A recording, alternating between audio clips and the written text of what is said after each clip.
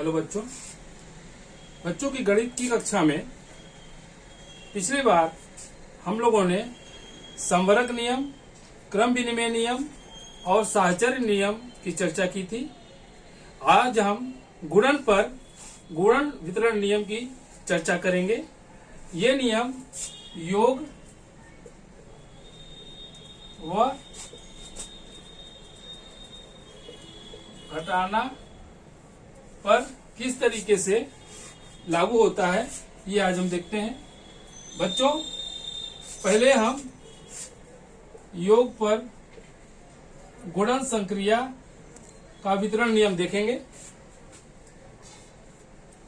एक एग्जाम्पल लेके देखते हैं। 3 गुणते 5 + 6 बराबर।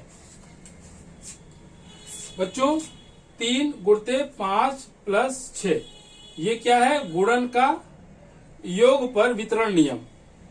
अब ये नियम क्या कहता है, हम खोल के इसको देखें। 3 का गुणा 5 में है, 3 गुणते 5 और फिर ये प्लस है तो प्लस लगा दिया। फिर 3 गुणते 6, 3 का गुणा हम फिर 6 में करेंगे, यानी 3 गुणते 6, यानी कि ये इस गुणे का प्लस पे वितरण हो रहा है। तो देखिए परिणाम कितना होता है। 5 तिहाई 15 + 6 त्रिक 18 बराबर हो गया आपका 33। यानी कि वितरण करने पर हमारा परिणाम 33 आ रहा है। अब हम डायरेक्ट इसको करके देखें। 3 गुणते 5 + 6 तो बराबर कितना होगा? 3 गुणते 6 में 5 जोड़ेंगे तो हो जाएगा 11। तो 3 गुणते 11 बराबर 33। यानी कि डायरेक्ट गुणा करने पर और वितरण करके गुणा करने पर परिणाम बराबर आ रहे हैं। यानी कि गुणन का वितरण नियम योग पर लागू होता है। अब हम गुणन का घटाने पर वितरण नियम देखते हैं कि घटाने पर लागू होता है कि नहीं।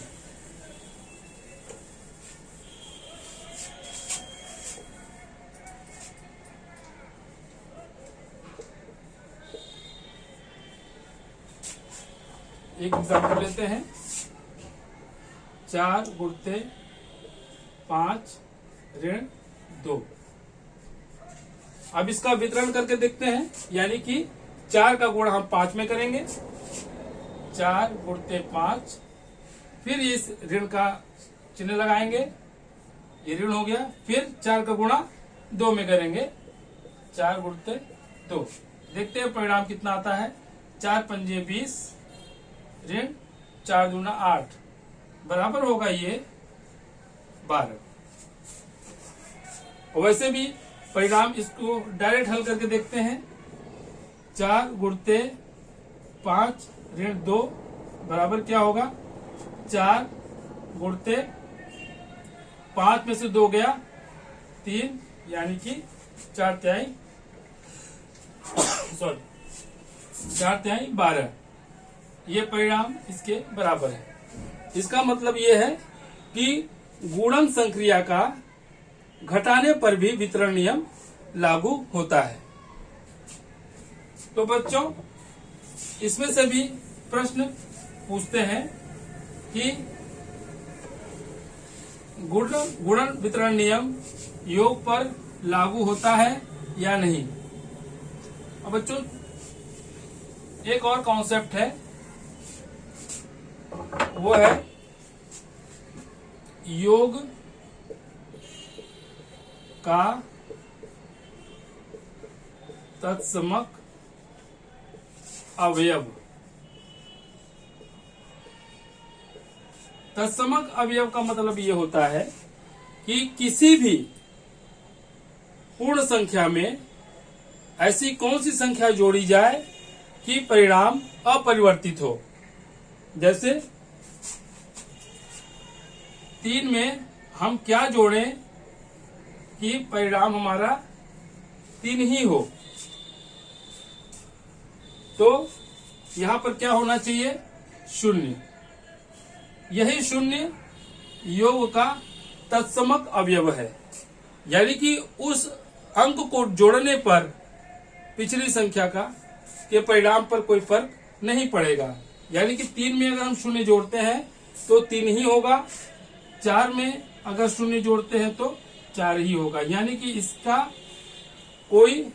इसके जोड़ने से 4 पर कोई फर्क नहीं पड़ रहा है। अर्थात पूर्ण संख्या में वो संख्या जोड़ी जाए जिससे कि वही पूर्ण संख्या आए, तो वो संख्या होती है शून्य। ये योग का तत्समक अवयव होता है। ये क्वेश्चन पूछा जाता है कि योग का तत्समक अवयव क्या है, तो ऑप्शन आ सकता है 1, 2, 3 या 0। तो आपका आंसर होगा 0। इसी तरीके से गुणन का तत्समक अवयव हम देखते हैं।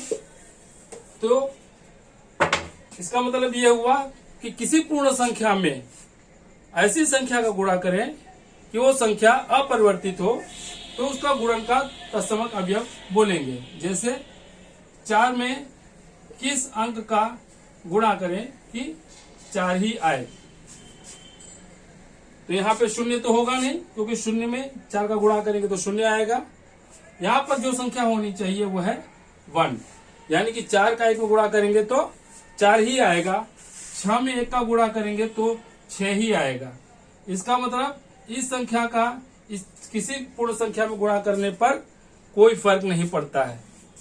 इसका मतलब ये 1 जो है ये गुणन का तत्समक अवयव है। तो बच्चों, अगली कक्षा में हम एक चीज हम और बता दें आपको। अक्सर ये क्वेश्चन और भी पूछता है, योगात्मक प्रतिलोम। योगात्मक प्रतिलोम यानी कि किसी संख्या में ऐसा क्या जोड़ा जाए कि परिणाम 0 हो। जैसे 3 में ऐसा क्या जोड़ दिया जाए कि परिणाम 0 हो जाए, तो वो क्या होगा, -3।